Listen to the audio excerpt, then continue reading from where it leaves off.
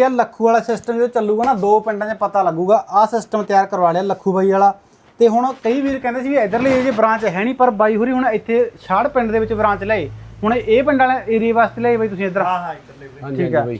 ਤੇ ਇਹ ਕਿੱਥੇ ਪੈਂਦੀ ਹੈ ਲੋਕੇਸ਼ਨ? ਇਹ ਛਾੜ ਪਿੰਡ ਬਾਈ, ਹਾਂਜੀ, ਦੜਬੇ ਦੇ ਕੋਲ। ਸਨਾਮ ਦੇ ਵੀ ਨਜ਼ਦੀਕ ਆ ਗਏ, ਦੜਬੇ ਦੇ ਨਜ਼ਦੀਕ। ਹੁਣ ਜਿਵੇਂ ਬਈ ਆਹ ਸਿਸਟਮ ਬਾਲਾ ਵੱਡਾ ਲੱਗਦਾ, ਇਹ 'ਚ ਕਿੰਨੀਆਂ ਬੇਸਾਂ ਕਿੰਨੇ ਸਪੀਕਰ ਆ? ਇਹ 'ਚ ਬਈ 3 ਬੇਸਾਂ, ਇਹ 'ਚ 16 ਸਪੀਕਰ ਵੀ ਹੁੰਦੇ ਤੇ 12 ਸਪੀਕਰ ਵੀ ਹੁੰਦੇ। ਇਹ 'ਚ ਮਤਲਬ ਵੀ ਐਡ ਵੀ ਹੋ ਸਕਦੇ ਨੇ ਜੇ ਕਰਨੇ ਆਪਾਂ ਨਾਲ। ਹੁਣ ਬਈ ਅਗਲਾ ਪਤਾ ਕੀ ਕਹੂਗਾ ਵੀ ਜਿਹੜੀ ਕੁਆਲਿਟੀ ਲੱਖੂ ਕੋਲੇ ਮਿਲਦੀ ਸਾਮੀ ਸੇਮ ਜੀ, ਜਮਾ ਬਿਲਕੁਲ ਜਮਾ ਸੇਮ ਉਹੀ। ਨਾ ਜੀ, ਠੀਕ ਹੈ। ਬਾਕੀ ਤੁਹਾਨੂੰ ਪਤਾ ਹੀ ਹੈ ਵੀ ਲੱਖੂ ਦੀ ਕੁਆਲਿਟੀ ਕਿਹੜੀ ਹੈ, ਕਿਹੜੇ ਸਿਸਟਮ ਨੇ। ਮਤਲਬ ਕਿ ਹੁਣ ਬ੍ਰਾਂਚ ਵਾਸਤੇ ਆਪਾਂ ਵੀਡੀਓ ਪਾਈ ਵੀ ਇੱਧਰ ਬ੍ਰਾਂਚ ਆ ਗਈ, ਤੇ ਹੋਰ ਵੀ ਪਿਆ ਬਈ ਇਹ ਕਿਹੜੇ? ਹਾਂਜੀ ਟੋਟਲੀ ਨਹੀਂ, ਜਿੰਨੇ ਪੀਸ ਅੱਜ ਤੱਕ ਲੱਖੂ ਨੇ ਬਣਾਏ ਨੇ ਟੋਟਲੀ ਆਪਣੇ ਕੋਲ ਮਿਲਣਗੇ। ਟੋਟਲੀ ਇੱਥੇ ਪਏ ਆ? ਹਾਂਜੀ ਇੱਥੇ ਪਿਆ। ਠੀਕ ਹੈ। ਆਪਣੇ ਗੋਦਾਮ ਦੇ ਵਿੱਚ ਸਭ ਕੁਝ, ਜਿੰਨੀ ਡਿਸਪਲੇ ਹੈ ਇਹ ਤਾਂ ਹੈਗੀ ਹੈ। ਇਹਦੇ ਨਾਲ ਜਿਹੜੇ ਛੋਟੇ ਵੀ ਨੇ ਉਹ ਵੀ ਆਪਣੇ ਕੋਲ ਪਏ ਨੇਗੇ।